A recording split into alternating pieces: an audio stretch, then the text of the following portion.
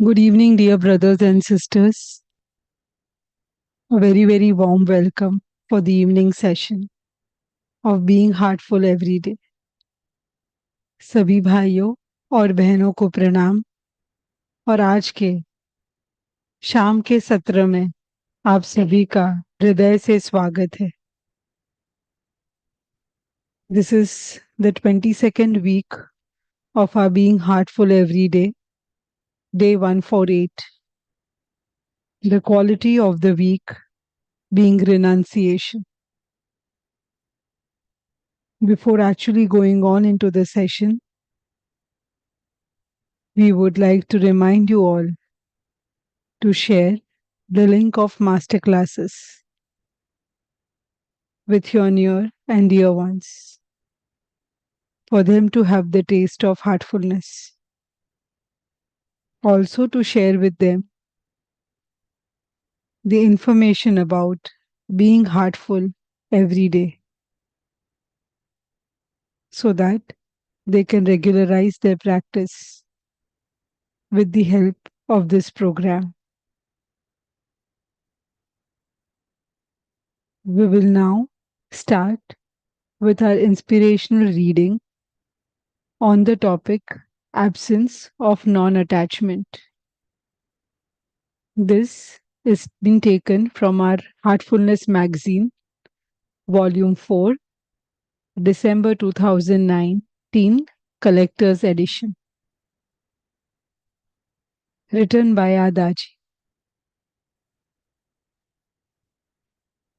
He says, the sixth Vikshepa is Avirati, which translates as absence of renunciation or absence of non-attachment. Avirati is the result of indulging, of going beyond needs to desires, and of gratifying the senses. It is the opposite to one of the four main sadhanas of yoga, that is vairagya or renunciation. The overindulging of the senses can be associated with many types of behavior, but it is most often discussed in relation to sexual behavior, thoughts, and attitudes because they involve all the senses. In the modern world of ready abundance and consumerism in many countries, avirati also relates to other aspects of life, such as our relationship with food and indulging in addictive or obsessive behaviors towards other things. Example, TV and digital gadgets, drugs and alcohol. It also underpins our fascination with fashion, interior design, and decoration. In fact, you could say that today's fashion and cosmetics industries are the expression of avirati or overindulgence of our sensory stimuli. Let's first explore why it is important to transcend this obstacle in relation to sexual behavior and desire. In yoga, passion is known as kama, and it is a divine emotion necessary for the continuation of the species. If tomorrow we all became celibate, humanity would disappear within 100 years. Karma can never be destroyed, but it is important to know how to manage it wisely. First of all, why does sensual energy build up in our physical system. As children, our creative energy is applied to many different activities: play, art, music, dance, storytelling, imagination, problem solving, and so many other things. Then, around the age of 15, a lot of this creative energy is channeled into procreative energy. Where does the energy in our system come from? It accumulates in us when we eat food, drink water, and take in energy from the sun and other sources. In many of us, it accumulates in the lower chakras, as it cannot easily move up into the higher chakras unless and until they are awakened. These lower chakras govern our basic instinctual survival nature, and they are known as the Muladhara, Swadhisthana, and Navi chakras.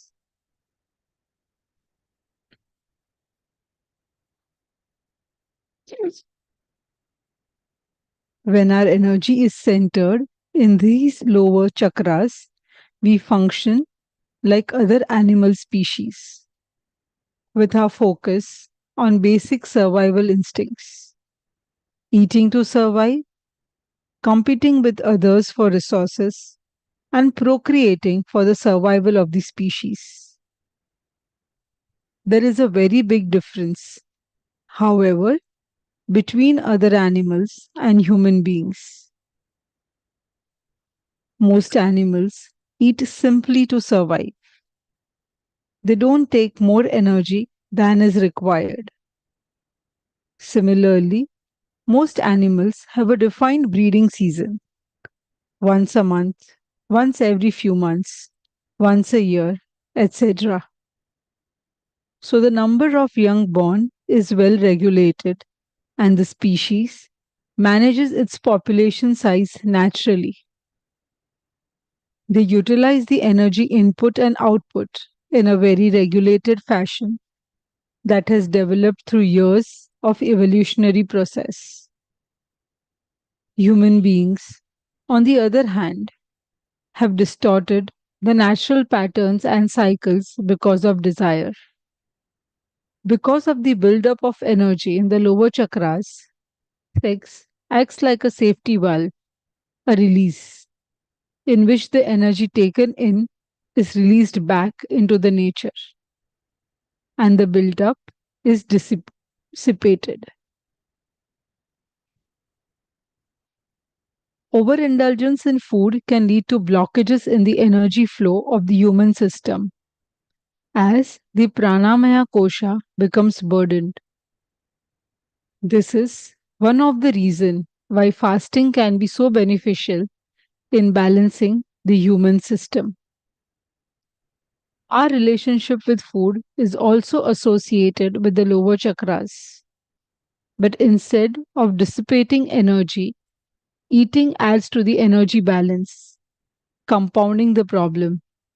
And overindulgence in food can lead to blockages in the energy flow of the human system as the pranayama kosha becomes burdened.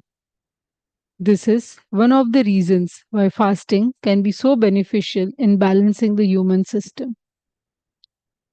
We'll take a pause here, and from tomorrow, read further what Lalaji had to say about it. We will move towards our universal prayer. Let us all gently prepare ourselves for the universal prayer. I invite you all to take a pause, maybe note down something that you want to after reading.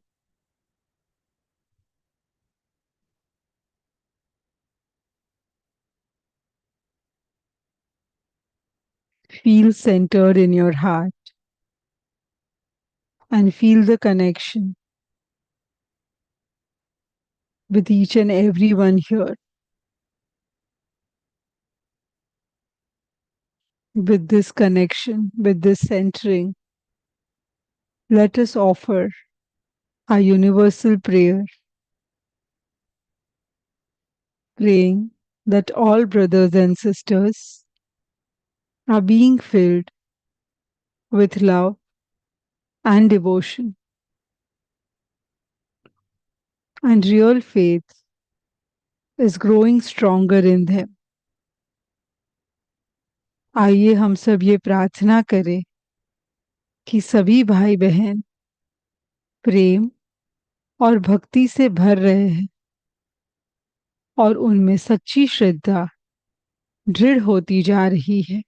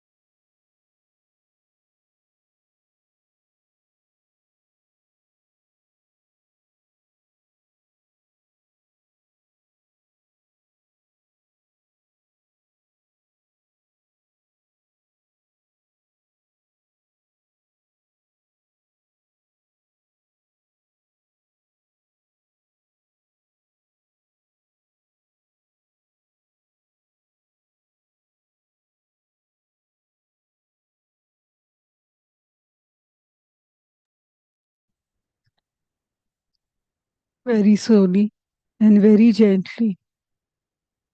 When you feel comfortable, come back to the present state and gently open your eyes.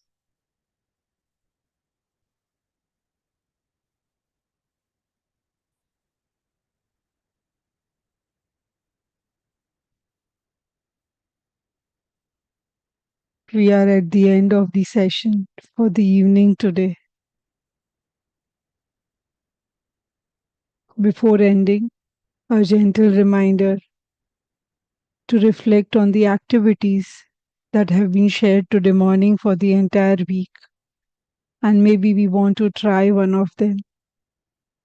Also, note down in your diary anything from the day that you would want to put forth in front of our masters. And let us retire for the day with our bedtime prayer. So thank you everyone for joining today. See you tomorrow morning at 6 a.m. हमारे साथ जुड़ने के लिए आप सभी का बहुत बहुत धन्यवाद. कल प्रातः 6 बजे फिर मुलाकात होगी. Thank you.